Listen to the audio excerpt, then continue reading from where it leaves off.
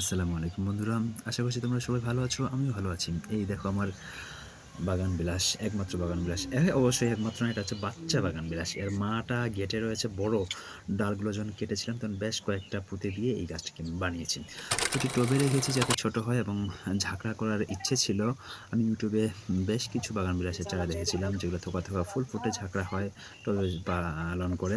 সেগুলো দেখে আমি এটা করতে চেয়েছিলাম। কিন্তু এটা যে ঝাঁকড়া তো হয় না। তবে কাটতে, কাটতে অনেকগুলো ডালপালা বের হয়েছে। এই দেখো যে কেমন চারদিকে বিক্ষিপ্তভাবে ডালপালাগুলো চলে গেছে। তো আমি ভাবলাম যে যদি এগুলোকে টেনে এক জায়গায় বেঁধে দিই, তাহলে থোকা, থোকা ফুলটা যেমন আ যখন ফুটবে তখন দেখতেও যেমন ভালো লাগবে, তেমনি মানে জায়গাটাও একটু কম লাগবে। কারণ আমাদের ফ্যাক্টরিতে প্রতিনিয়তই কেউ কোনো না কোনো গাড়ি আসে যায়, আসে যায়।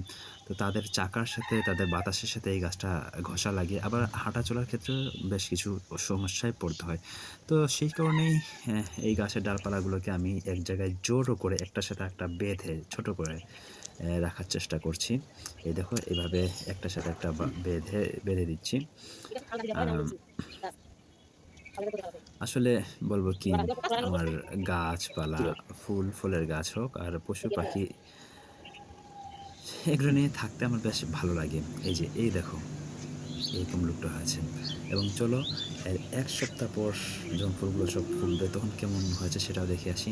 এই যে এটা হচ্ছে ১ সপ্তাহ পরের লুক। সবগুলো ফুল যখন ফুটতে শুরু করেছে এবং কিছু, কিছু ফুল এখন কলি হয়ে আছে। দেখতে নয়নাভিরাম মানে মনোমুগ্ধকর। যে কেউ প্রেমে পড়তে বাধ্য। যেটা বলছিলাম যে আমার এগুলো ভালো লাগে তাই করি।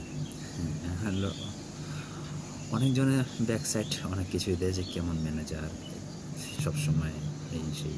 তো আমার কারো কোনো কথা গায়ে লাগে না। আমার ভালো লাগে, আমি করি। ওইজন্য ফাঁক পেলে আমি ধুলোর কাছে ধুলো মাটি মেখে একেবারে কেমন যেন হয়ে যাই। ওইজন্য অনেকে আমাকে মনেই করে না যে এরে কে আবার। তো যাই হোক, যে যা বলার বলুক, তাতে আমার বয়ে গেল। আমার যেটা ভালো লাগে আমি সেটাই করছি। কারো খারাপই তো আর করছি না। কারো পিছে তো আর লাগছি না। এটাই আরকি। তো এই হচ্ছে বন্ধুরা। আবার পরে অন্য কোনো ভিডিও নিয়ে দেখা হবে ইনশাআল্লাহ। ভালো থেকো। আল্লাহ হাফেজ।